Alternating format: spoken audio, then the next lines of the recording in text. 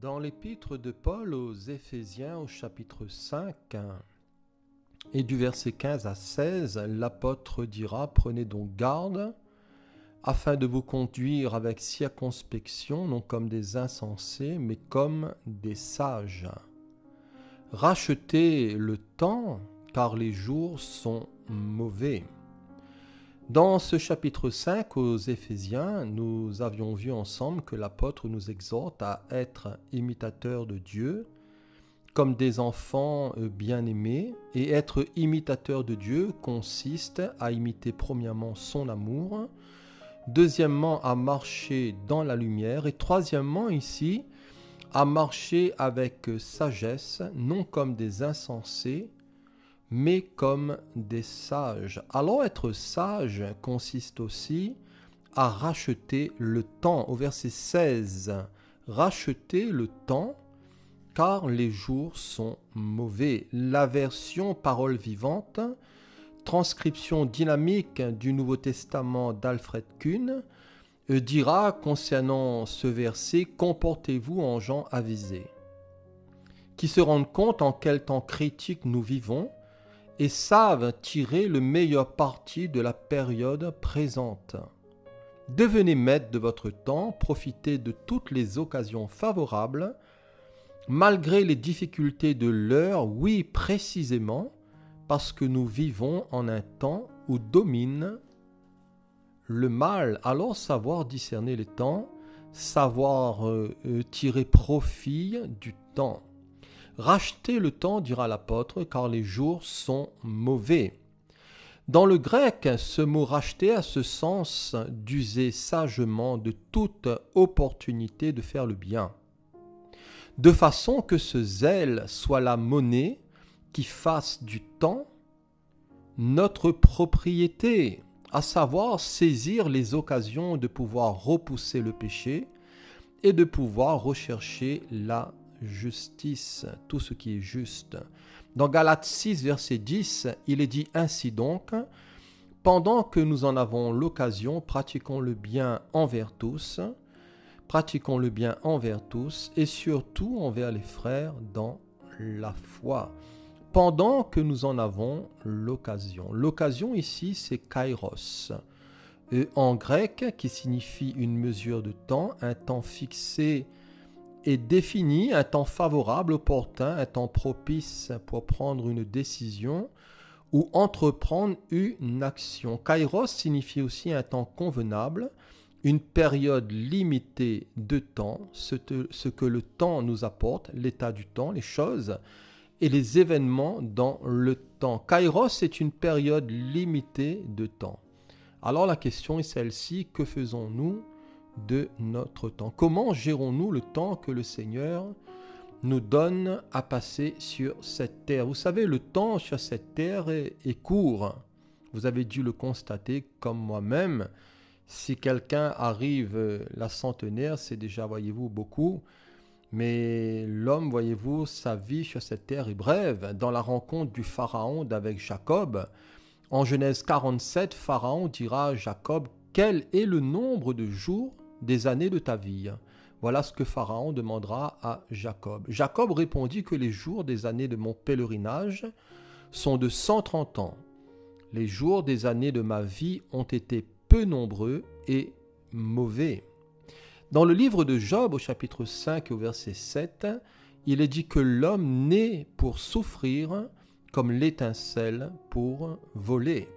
Le psalmiste lui dira dans le psaume 39, « Éternel, dis-moi quel est le terme de ma vie, quelle est la mesure de mes jours, que je sache, dira-t-il, combien je suis fragile. Voici, tu as donné à mes jours la largeur de la main, et ma vie est comme un rien devant toi. Oui, dira-t-il, tout homme debout n'est qu'un souffle. Oui, l'homme se promène comme une ombre, il s'agite vainement, il amasse, et il ne sait qui recueillera. Dans l'évangile de Luc au chapitre 12, Jésus parlant du riche insensé, il nous est dit dans cette partie de l'écriture que quelqu'un dit à Jésus du milieu de la foule, « Maître, dis à mon frère de partager avec moi notre héritage. Jésus lui répondit, mais ô homme, qui m'a établi pour être votre juge ou pour faire vos partages? Puis il leur dit, gardez-vous avec soin de toute avarice, car la vie d'un homme ne dépend pas de ses biens. Serait-il dans l'abondance? Et il leur dit cette parabole. Les terres d'un homme riche avaient beaucoup rapporté. Et il raisonnait en lui-même, disant, mais que ferai-je, car je n'ai pas de place pour rentrer ma récolte? Voici, dit-il, ce que je ferai. J'abattrai mes greniers, j'en bâtirai de plus grands, j'y amasserai toute ma récolte et tous mes biens, et je dirai à mon âme, et mon âme, tu as beaucoup de biens en réserve pour plusieurs années, repose-toi, mange, bois, et réjouis-toi. Mais Dieu lui dit, insensé, cette nuit même, ton âme te sera redemandée, et ce que tu as préparé pour qui sera-ce? Il en est ainsi, dira Jésus, de celui qui amasse des trésors pour lui-même, et qui n'est pas riche pour Dieu. Attention ici au faux calcul, attention ici au faux raisonnement. Pourtant, cet homme ici est face à une production, verset 16, il est face à une réflexion au verset 17, face à une vision au verset 18, et face aussi à une présomption au verset 19, en se préparant pour de nombreuses années de plaisir ou à rêver de gains futurs. Vous savez, beaucoup dans notre monde vivent dans cette pensée, un jour de devenir riche, de pouvoir, voyez-vous, jouir de tous les biens de cette terre, sans savoir, voyez-vous, si leur projet ou leur rêve pourrait s'aboutir. Dans Jacques chapitre 4, verset 13, il est dit « À vous maintenant qui dites aujourd'hui ou demain, nous irons dans telle ville, nous y passerons une année, nous trafiquerons et nous gagnerons. Vous qui ne savez pas, dira l'apôtre, ce qui arrivera demain. Car qu'est-ce que votre vie? Vous êtes une vapeur qui paraît pour un peu de temps et qui ensuite disparaît. Vous devriez dire au contraire, si Dieu le veut. Si Dieu le veut, nous vivrons. Et si Dieu le veut, nous ferons ceci ou nous ferons cela. Mais maintenant, dira l'apôtre, vous vous glorifiez dans vos pensées orgueilleuses. Alors nous devons faire attention aux mauvais calculs. Cet homme, dans cette parabole de Luc chapitre 12, il prenait pour acquis le réveil du lendemain. Il pensait que le lendemain lui appartenait. Il était plein de projets en tête. Il pensait aboutir, voyez-vous, à tous ses plans, à tous ses objectifs.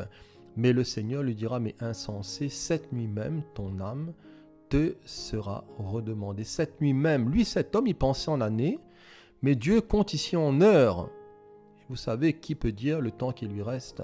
Alors bien sûr que cela ne nous empêche pas d'avoir des projets, cela ne nous empêche pas, voyez-vous, d'avoir des objectifs dans cette existence ou sur cette terre, mais la Bible nous dit recommande toujours ton sort à l'Éternel, mets en lui ta confiance, il agira. Il est dit recommande tes œuvres à l'Éternel et tes projets réussiront. Il est dit que le cœur de l'homme médite sa voie, mais c'est le dessein de l'Éternel qui s'accomplit. Alors pour nous, bien sûr, il nous faut toujours nous recommander au Seigneur en disant « Seigneur, je souhaite faire ceci, je souhaite faire cela, mais si tu le veux, Seigneur, accorde-moi ta grâce, garde-moi de l'orgueil et donne-moi toujours de compter sur toi. » Cet homme, dans cette parabole, Dieu lui dira « Mais insensé, cette nuit même, ton âme te sera redemandée. » Cet homme compte, lui, en années, mais le Seigneur compte en heures.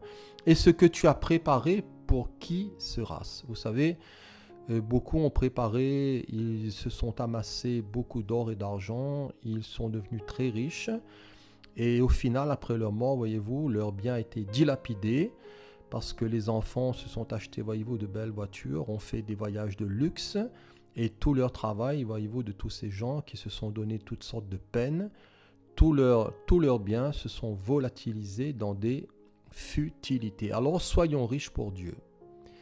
Et Jésus dira que là où est ton trésor, là aussi sera ton cœur. Alors le temps est court.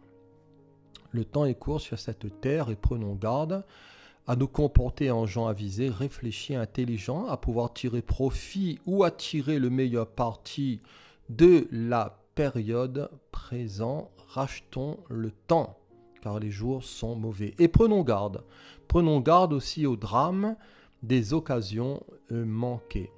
Vous savez, il y a des occasions que nous ne retrouverons plus, Mais en tout cas, concernant l'éternité, nous devons être prudents. Souvenons-nous de ces 5 vierges folles qui ont été exclues du festin des noces. Voilà, par négligence. Et l'Épître aux Romains dira « Cela importe d'autant plus que vous savez en quel temps nous sommes. C'est l'heure de vous réveiller enfin du sommeil, car maintenant le salut est plus près de nous que lorsque nous avons cru. » La préparation à l'enlèvement, la vie de sanctification, d'édification. Vous savez, cette parabole des 10 vierges a tout son sens, plus particulièrement dans ces temps de la fin. Que le Seigneur nous aide, racheter le temps, car les jours sont mauvais. Ce mot racheter dans le grec est en rapport aussi avec le rachat de nos âmes. 1 Corinthiens 6, verset 20. Car vous avez été rachetés à un grand prix. Glorifiez donc Dieu dans votre corps et dans votre esprit qui appartiennent à Dieu. Racheté par paiement aussi d'un prix, et le prix, ça a été le prix de la croix. Dans Galates 3, verset 13, il dit que Christ nous a rachetés de la malédiction de la loi étant devenu malédiction pour nous. Dans l'origine de ce mot racheter, il y a aussi cette notion d'être sur une place de marché, sur une place publique, de s'y activer, d'y faire des affaires, d'acheter ou de vendre. Là aussi, voyez-vous, les désœuvrés y flânent. Dans Matthieu 20, verset 3, parlant de la parabole des ouvriers, le maître de maison sortit vers la 3e heure, et la Bible nous dit qu'il en vit d'autres qui étaient là sur la place. Voilà, sur la place sans rien faire. Il leur dit, allez aussi à ma vigne et je vous donnerai ce qui est convenable. Et le Seigneur recrute. Vous savez, dans le royaume de Dieu, dans le royaume des cieux, il n'y a pas de chômage. Dans Acte 17, il est dit que Paul s'entretenait donc dans la synagogue avec les Juifs et les hommes craignant Dieu et sur la place publique chaque jour avec ceux qu'il rencontrait. Nous sommes sauvés pour servir et pour aussi annoncer les choses du Seigneur. Achetez le temps, car les jours sont mauvais.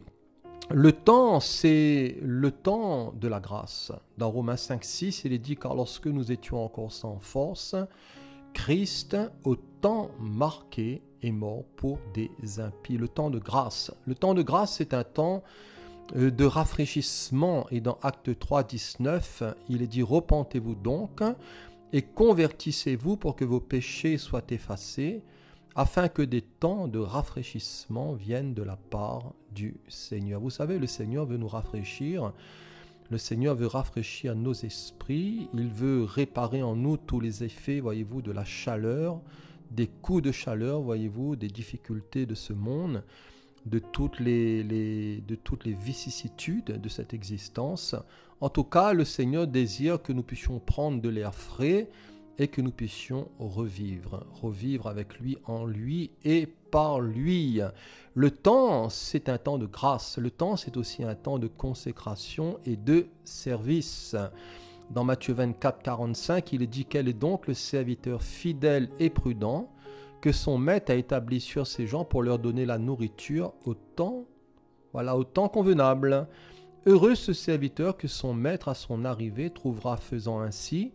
Je vous le dis en vérité, il établira sur tous ses biens. » Le temps, c'est aussi un temps de détachement. Dans 1 Corinthiens 7, verset 29, l'apôtre dira « Voici ce que je dis, frères, c'est que le temps est court, que désormais ceux qui ont une femme soient comme n'en ayant pas, que ceux qui pleurent comme ne pleurant pas, ceux qui se réjouissent comme ne se réjouissant pas, ceux qui achètent comme ne possédant pas, et ceux qui usent du monde comme n'en usant pas. Car la figure de ce monde passe. La figure de ce monde est éphémère. Le mariage, vous savez, bien qu'institué de Dieu, n'est pas une relation éternelle. Et le mariage ne devrait pas réduire les obligations et l'engagement d'un chrétien envers le Seigneur et envers son œuvre. En tout cas, marié ou non, nous devons nous attacher avant tout aux choses d'en haut et non à celles qui sont sur la terre. Ceux qui achètent, voyez-vous, nous dit la Bible, comme ne possédant pas, car la figure de ce monde passe. Alors ne surestimons pas toutes ces choses, elles sont là à la place qu'elles doivent être, chaque chose doit être à leur place, mais ne surestimons pas toutes ces choses de cette terre. Merci Seigneur de ce que nous pouvons en profiter et en jouir, mais vous savez, comprenons par la foi la priorité, voyez-vous, de l'éternel sur le temporel, de l'éternité, voyez-vous, sur tout ce qui va se passer. Et cela, bien sûr, sans négliger aussi nos responsabilités et le temporel. Vous savez, c'est un tout. Nous avons bien besoin du Seigneur, de chercher en premier le royaume de Dieu et sa justice, et toutes choses nous seront données par-dessus. Le temps, c'est aussi un temps d'épreuve. Dans Matthieu 10, verset 30, c'est un temps difficile. Dans 2 Timothée 3, sache que dans les derniers jours, il y aura des temps difficiles et nous y sommes. Le temps, c'est aussi un temps de tri. Dans Matthieu 13, versets 29 à 30, c'est un temps de récolte. Matthieu 21, versets 34 à 41, c'est un temps aussi de surprise. Dans Marc 13, verset 33, Jésus dira: pour ce qui est du jour ou de l'heure, personne ne le sait, ni les anges dans le ciel, ni le Fils, mais le Père seul.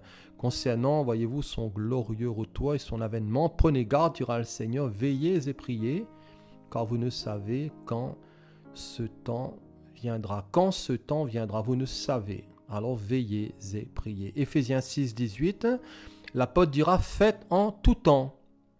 Voilà, faites en tout temps par l'Esprit toutes sortes de prières et de supplications. Veillez à cela avec une entière persévérance. Le temps, c'est aussi le temps du départ. Et vous savez, la vie de l'apôtre Paul qui est exemplaire, cet homme pressentant sa mort, dira dans 2 Timothée 4, « Car pour moi, je sers déjà de libation, et le moment de mon départ approche. » Vous savez, dans son martyre qu'il envisage dans un avenir proche, l'apôtre savait que son sang allait être versé pour la cause du Seigneur Jésus. Alors, il nous faudra tôt ou tard quitter cette terre. Voilà. Plaise au Seigneur, comme l'apôtre, que notre vie soit aussi comme l'odeur d'un bon sacrifice, comme ceux de l'Ancien Testament, une libation, et que nous puissions, voyez-vous, nous préparer.